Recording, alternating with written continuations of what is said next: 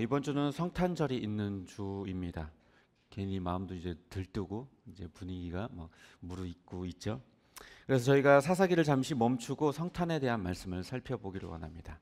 12월 25일은 예수님께서 태어나신 날을 기념하는 날이죠. 그러나 물론 그날이 정확하게 예수님이 태어나신 날은 아니지만 언제 태어났느냐가 중요한 문제는 아닙니다. 어차피 명확히 알 수 없기 때문에 우리가 그동안 관습대로 지켜왔었던 12월 25일을 성탄절로 기념하는 것이 그렇게 큰 문제라고 여길 수는 없습니다. 다만 크리스마스가 그저 연말에 즐기는 날로 여겨지는 게 문제죠. 실제로 크리스마스 하면 떠오르는 것들이 무엇이냐, 이런 것들을 이제 여론조사를 해보면 대부분의 조사에서 등장하는 단어들은 뭘까요? 네?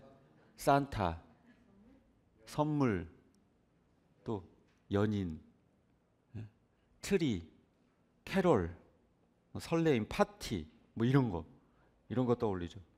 화이트 크리스마스, 눈, 이런 게 다수를 차지하고요. 예수님의 생일이라고 하는 인식은요, 굉장히 극소수에 불과해요. 그 인식이. 심지어 요즘에는요, 메리 크리스마스라는 용어를 다른 걸로 대체하게 돼요. 뭘로 대체하냐면 요즘은 그냥 해피 홀리데이, 그냥 즐거운 휴일, 요 정도로. 왜냐하면 그 종교 색채를 지우기 위해서 이 특정 종교의 종교 색채가 너무나 드러나는 명칭이라는 이유 때문에 미국 같은 경우는 정말 해피 홀리데이라는 용어가 훨씬 더 많이 쓰인다고 합니다. 일부 크리스천들 진짜 뭐 이렇게 좀 신앙이 깊은 크리스천이 아니고서는 대부분 그냥 해피 홀리데이 이렇게 불러요. 그런데 교회 안에서도 이 성탄절을 예수님이 오신 날로 기념하기보다는 연말 분위기를 즐기고 멋진 행사를 기획하는 날로 여기기도 해요. 물론 연말 분위기를 즐기고 행사를 진행하는 그것 자체에는 문제는 없어요. 다만 거기에 알짜가 빠져버리니까 문제인 거죠. 예수님의 생일, 예수님이 우리를 위해 이 땅에 오신 날이라고 하는 그 의미가 퇴색되어 버려지는 게 문제인 거죠. 그렇게 알맹이는 빠진 채 껍데기만 남는 그런 행사가 되어버리는 게 문제입니다. 오늘 본문은 우리가 잘 알고 있는 본문이죠. 천사가 이 예수님의 탄생 소식, 그러니까 수태고지를 이 마리아에게 전해주는, 그리고 또 목자들에게 이 사실에 대해서 알려주는 그 본문입니다. 우리는 이 본문을 통해 이 성탄절을 맞이하는 우리의 태도에 대해서 조금 생각해 봤으면 좋겠습니다. 오늘 본문의 내용은 뭐 잘 알고 계실 테니까 오늘 우리가 집중해서 볼 포인트는 뭐 어디에 있냐면 바로 이 목자들의 태도에 있습니다. 목자들은요, 사실 당시 사회에서 굉장히 낮은 하위 계층에 속하는 사람들이었어요. 사회적으로 하위 계층에 속하다 보니까 사람들로부터 무시도 당하고 인정받지 못하는 그런 사람들이었죠. 하지만 이 목자들은 하나님을 섬기는 사람들이었던 것으로 보여요. 이 천사들이 그들에게 나타나서 예수님의 나심에 대해서 말해 주었을 때 그들은 지체하지 않았어요. 곧바로 길을 떠나서 우리가 베들레헴으로 가서 이 일이 사실인지 확인하러 가자. 바로 가게 되었죠. 어쩌면 그냥 개꿈으로 여길 수도 있고, 와, 귀신이 나타났다, 와, 이거 이상한 일이다 라고 하면서 그냥 지나가 버렸을 수도 있겠지만 그들은 그들이 가졌었던 믿음 때문에 하나님의 그 말씀을 따라서 길을 떠났던 거예요. 하지만 그들은 천사를 통해 들었던 이 이야기가 목격한 일을 가볍게 여기지 않고 그 길을 떠났던 거죠. 그렇게 그들은 천사가 전하여 준 대로 이제 구유에 누인 아기를 찾아 나서게 돼요. 근데 이 베들레헴이라고 하는 동네는요, 그 당시에는 인구 한 1000명 정도가 되는 아주 굉장히 작은 소규모 동네였어요. 하지만 오늘 본문 앞에 보면 7절에 보면요, 이 마리아와 요셉이 방을 구하지 못해서 마굿간에서 예수님을 낳을 수밖에 없는 그런 상황에 대해서 그리고 있습니다. 마굿간 구유에 예수님을 포대기에 싸서 눕혀두었다라고 기록을 하고 있죠.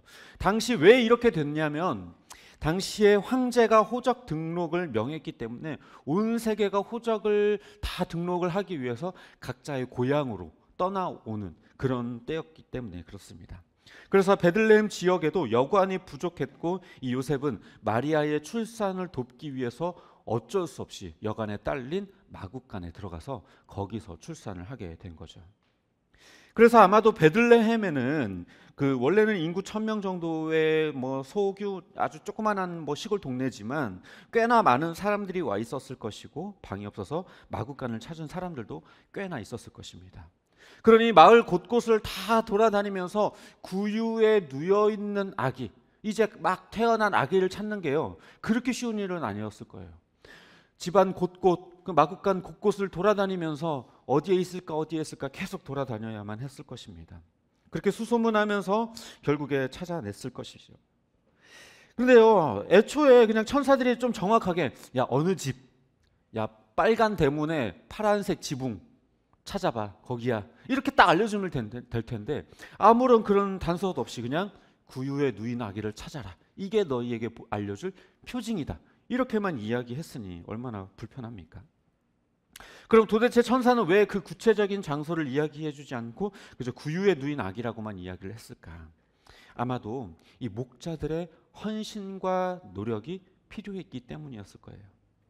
우리는 어떤 일이든지요, 쉽게 얻은 것은 또 쉽게 잊어버려요. 쉽게 경험한 것들은 쉽게 잊어버리고 어렵게 경험한 것들은 기억에 오래 남죠. 그래서 군대 가가지고 막 그렇게 유격 훈련 막 빡세게 하고 막 이런 건 막 기억에 막 오래 남죠. 그리고 막 수련회 가가지고 막 그 동기들이랑 고생한 거, 이런 거는 오래 남습니다. 어렵게 얻은 것일수록 그것을 값지게 기억하게 되는 거예요. 마찬가지로 어느 정도의 노력과 헌신을 함으로써 보다 값진 의미를 얻을 수 있는 거죠. 또 이것이 하나님의 나라의 속성과도 일치해요. 하나님 나라의 속성은요, 마치 숨겨진 보화와 같아요. 쉽게 찾을 수 있는 게 아니에요. 땅에 숨겨진 보화를 찾기 위해서는 땅을 다 헤집어야 돼요. 그죠? 다 갈아엎고 정말로 농사를 하는 사람의 마음처럼 그 농부가 농사를 지어야만 그 땅에 숨겨진 보화를 찾을 수 있는 거죠. 그 가치를 쉽게 발견할 수 있는 게 아닙니다. 주께서 이 땅에 메시아로 오시게 된 것도 아무나 알 수 있는 것도 아니고 그 가치를 아무나 발견할 수 있는 게 아닌 거예요. 그래서 천사는 쉽게 가르쳐주지 않고 그 표징을 목자들로 하여금 찾게 한 거죠. 그래서 예수 그리스도의 그 나심의 그 고귀함과 그 귀한 가치를 그들로 하여금 깨닫게 하기 위함이었던 것입니다. 아무튼 그렇게 목자들은 힘들게 동네를 돌아다니면서 요셉과 마리아를 찾게 되었고 그들은 구유에 누인 아기를 보고 기쁨으로 가득하게 됐습니다. 천사가 전해준 그 표징을 실제로 보게 되었고 어렵게 찾았으니까 너무 기뻤겠죠. 그렇게 그들은 그 자리에 있었던 사람들에게, 천사가 자기들에게 전해줬었던 그 이야기들에 대해서 그 자리에 있었던 사람들에게 전해줬어요. 그런데 이 목자들의 말을 듣던 사람들의 반응은요, 이 목자들이 예상했던 것과는 좀 많이 달랐어요. 되게 이상히 여겼다. 오늘 본문에도 그렇게 기록을 하고 있죠. 이 목자들의 이야기를 이상하게 여겼다. 아마도 그 자리에는 이 요셉과 마리아 말고도 몇몇 사람들이 더 있었던 모양이에요. 근데 그 이야기를 듣다 보니까 목자들의 행색도 보아하니 하위 계층이고 좀 못 사는 사람들인 것 같은데 와가지고 이상한 얘기를 하니 이 말이 신빙성이 좀 떨어졌던 거죠. 아니 어쩌면 구유 안에 누워있는 아기가 메시아일 거라고 믿지 않았던 것일지도 모르겠습니다. 하지만 목자들은요, 그들이 자신들을 믿어주지 않는 것들에 대해서 전혀 기분 나빠하지 않았어요. 그들은 오히려 자기들이 듣고 보았던 일들이 모두 그대로였다라는 사실에 감사하면서 이 돌아가는 길에 하나님께 영광 돌리고 하나님께 찬미했다라고 본문은 이야기하고 있습니다. 자신들이 천사의 예언을 듣게 된 것도, 또 그 표징을 찾게 된 것도, 또 그런 자리에 자기들이 있었음에 그들은 기뻤고 감사했던 거예요. 말씀을 정리하도록 하겠습니다. 이 목자들은 아주 작은 동네 이 베들레헴 마구간 구유에 누인 아주 초라한 아기에 대한 소식을 듣고 이 천사의 말씀을 듣따라 예수를 찾았고 또 아기를 보고 하나님께 경배했습니다. 혹여나 자신들의 사회적 지위 때문에 사람들이 우리 말을 믿어주지 않으면 어떠지? 라고 하는 그런 어떤 생각이나 우리를 내쫓거나 하면 어쩌지 하는 생각들을 전혀 하지 않았어요.